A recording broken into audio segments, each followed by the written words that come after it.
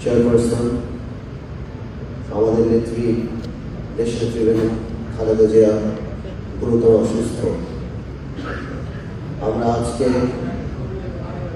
সবাই সমবেত হয়েছি ওনার সুস্থতা কামনার জন্য।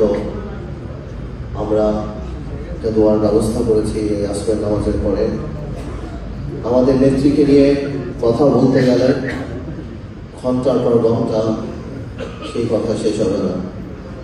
আমি শুধু একটা কথাই বলি, দেশনেত্রী বেগম খালেদা জিয়া এটাই প্রমাণ করে যে একটা মানুষ সততার সাথে রাজনীতি করলে, মানুষের জন্য আত্মত্যাগ করলে, নীতির সাথে আপোষ না করলে, কোনো অন্যায়ের সাথে আপোষ না করলে কিভাবে কোটি কোটি মানুষের হৃদয়ে জায়গা করে নিতে পারে।